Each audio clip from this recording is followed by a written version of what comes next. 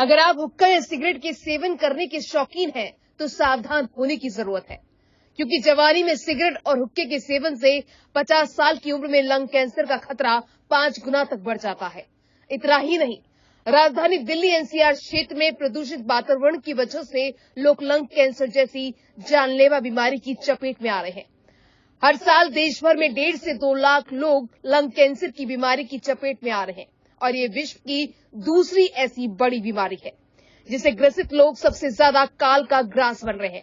ये कहना है मैक्स हॉस्पिटल के सीनियर डॉक्टर सज्जन राजपुरोहित और डॉक्टर इंदर मोहन चुंग का।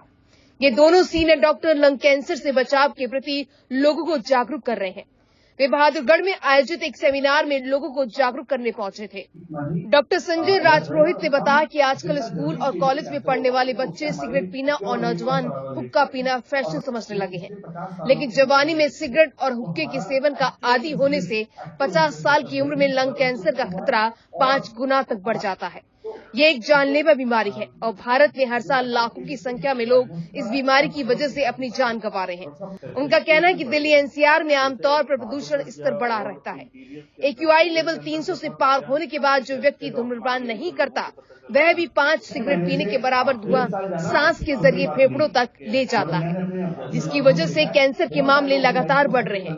उन्होंने बताया कि प्रदूषित वातावरण में PM10 और PM2.5 एलिमेंट्स लंग कैंसर के मुख्य कारक हैं। प्रदूषण की वजह से भी लंग कैंसर के मामले लगातार बढ़ रहे हैं। इससे बचाव के लिए प्रदूषण कम करने और सिगरेट और हुक्के के सेवन से बचने की जरूरत है। वहीं डॉक्टर इंद्रमोहन चुंग का कहना है कि बहुत सारे मरीज को अर्ली स्टेज पर लंग कैंसर का पता ही नहीं चल पाता, क्योंकि इसके लक्षण बिल्कुल टीबी की बीमारी के जैसे ही हैं। डॉक्टर में भी इस बीमारी को लेकर जागरूकता की जरूरत है, ताकि मरीज को सही समय पर सही इलाज मिल सके। उन्होंने बताया कि 2 दशक पहले इस बीमारी का पता चलने पर भी सर्वाइवल रेट बहुत कम था, लेकिन अब आधुनिक इलाज के जरिए लंग कैंसर से बचाव का सर्वाइवल रेट बहुत बढ़ चुका है। उन्होंने बताया कि ज्यादातर लंग कैंसर की बीमारी के मरीजों को इसका पता तीसरी या चौथी स्टेज पर ही चल पाता है, जिसके कारण इस बीमारी से ज्यादा लोगों की जान जा रही है। उन्होंने आम लोगों से हर 2 साल में अपने स्वास्थ्य की जांच करवाने रहने की सलाह दी, ताकि लंग कैंसर जैसी घातक बीमारी का समय पर पता चल सके और समय पर इसका इलाज शुरू हो सके। जो लंग कैंसर होता है, जैसा कि मैंने बताया, इसके मुख्य लक्षण जो है मरीज को वो है आम कॉमन बीमारियां जैसे हैं सांस की या और फेफड़ों की बीमारियां उससे मिलते जुलते होते हैं, जैसे कि खांसी में बलगम आना, खांसी जो ठीक नहीं होती आम दवाइयों से, जो 2-3 हफ्ते से लंबी खांसी चलती है, या खांसी के अंदर सडनली चेंज आ जाता है कैरेक्टर में। पहले एक आदमी को हल्की खांसी रहती थी जिसको स्मोकर कफ कहते हैं, लेकिन वो खांसी की उसकी बढ़ जाती है या उसका कैरेक्टर चेंज हो जाता है। खांसी के साथ खून आना, बलगम में लगातार खून आता रहता है, चेस्ट पेन, छाती में दर्द, सांस फूलना, कोई ऐसी गांठ है छाती में जो सांस की नली में रुकावट डाल रही है, सांस फूलना। उसके साथ जो है और लक्षण होते हैं, गले में आवाज का चेंज आना या गले के पास या छाती में कोई गांठ महसूस होना, वजन कम होना, कमजोरी रहना, अनएक्सपेक्टेड वेट लॉस, अचानक से वजन कम हो जाएगा, भूख नहीं लगेगी, कमजोरी रहेगी। ये सारे लक्षण जो हैं टीबी की बीमारी से भी मिलते जुलते हैं। सीओपीडी या क्रॉनिक ऑब्स्ट्रक्टिव पल्मोनरी डिजीज या ब्रोंकाइटिस है, उससे मिलते जुलते हैं। तो इसके लिए जो है रोगी को या पेशेंट को हमेशा अपना चेस्ट एक्सरे करवाना चाहिए। अगर गांठों का सस्पिशन है तो सीटी स्कैन या कंट्रास्ट एनहांस सीटी चेस्ट करवाना चाहिए, जो कि रंगीन एक्सरे या कलर्ड एक्सरे कहते हैं। सीटी स्कैन जो है वो हमेशा कैंसर के केसेस में कंट्रास्ट वाला या दवाई के साथ करवाना चाहिए, जिसको हम कंट्रास्ट एनहांस सीटी स्कैन कहते हैं। इसके अलावा कई बारी जो है आजकल पेट स्कैन की सुविधा भी उपलब्ध है, जिसमें कि पूरी शरीर का सीटी स्कैन हो जाता है, जिसको whole body PET scan with contrast कहते हैं। इसके डायग्नोसिस के लिए जो है अनिवार्य है बायोप्सी का करना या टिश्यू डायग्नोसिस या टुकड़े की जांच का करना जो है वो अनिवार्य है, लाजमी है, इसका कोई दूसरा ऑल्टरनेटिव नहीं है। इसके लिए हम ब्रोंकोस्कोपी या दूरबीन की जांच फेफड़ों की करते हैं, जिसको कि अंग्रेजी में एंडोस्कोपी कहते हैं, जो कि पेट की होती है।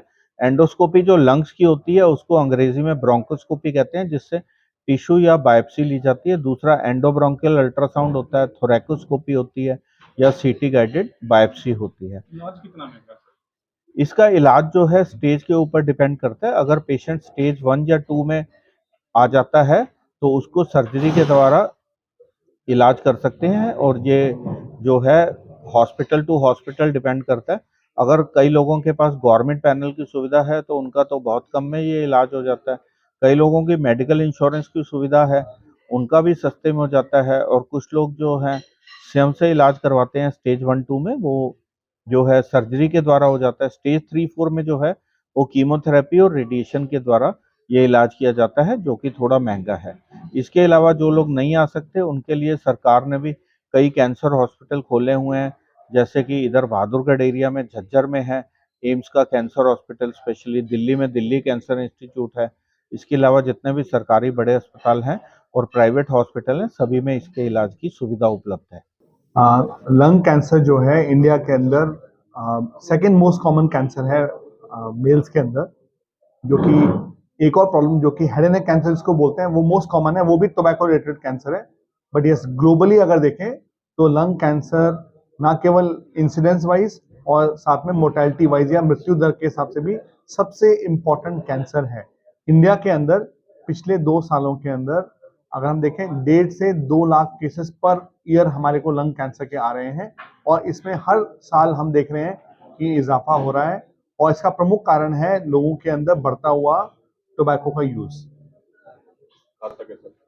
दिल्ली एनसीआर और बहादुरगढ़, स्पेशली बहादुरगढ़ को अगर देखें तो हम ये एक तरह से इंडस्ट्रियल सिटी की तरह है, और यहाँ पर बहुत हम देखा कि इंडस्ट्रियल पॉल्यूशन काफी ज्यादा है। उसका मेजर रोल जो है वो एयर पॉल्यूशन का है। आम तौर पर एयर पॉल्यूशन जहां पर अगर हम देखें जो PM 2.5 ये एक पार्टिकल होता है जो कि अब नॉन कार्सिनोजन है या कैंसर फॉर्मेशन में इसका रोल कंफर्म हो चुका है। ये प्रॉपर्ली एयर पॉल्यूशन का हिस्सा है। PM 2.5 और PM 10 ये माइक्रोन साइज के पार्टिकल्स होते हैं, ये जाकर लंग्स को इरिटेट करते हैं। और आमतौर पर अगर किसी भी जगह का अगर इंडेक्स जो है एयर क्वालिटी इंडेक्स 300 से ऊपर है तो वो मान के चलिए कि करीबन 5 सिगरेट रोज पीने के बराबर वो हार्म करता है हमारे को। तो हम माइल्ड स्मोकर या मॉडरेट स्मोकर कैटेगरी में आ जाते हैं एयर पोल्यूशन वाले एरिया में रहने के वजह से। अगर हम स्मोक ना करते हो तब भी हम इस तरह का दुष्परिणाम से गुजरते हैं, जिसमें कि जो एक्चुअल रिस्क होती है लंग कैंसर की 3 से 4 गुना हो जाती है कंपेयर टू एक कोई ऐसा इंसान जो कि कोई ऐसे एरिया में रहे जहां कोई पॉल्यूशन नहीं है, जहां की जो एयर क्वालिटी है लेस देन 100 है।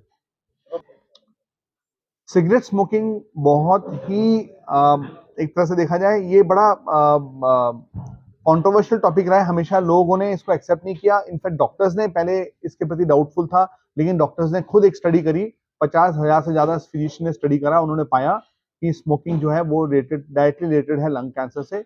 यंग लोगों के अंदर इसको काफी कूल समझा जाता है। आज की डेट में बच्चे जो हैं वो स्मोकिंग के अलावा वेपिंग भी कर रहे हैं, और इसका दुष्परिणाम जो है हमें अगले 20 सालों में नजर आएगा। तो मैं ये आग्रह करना चाहूंगा उनके पेरेंट्स से, टीचर से, कि बच्चों के अंदर जो इस चीज को जितना हो सके हम प्रिवेंट कर पाएं।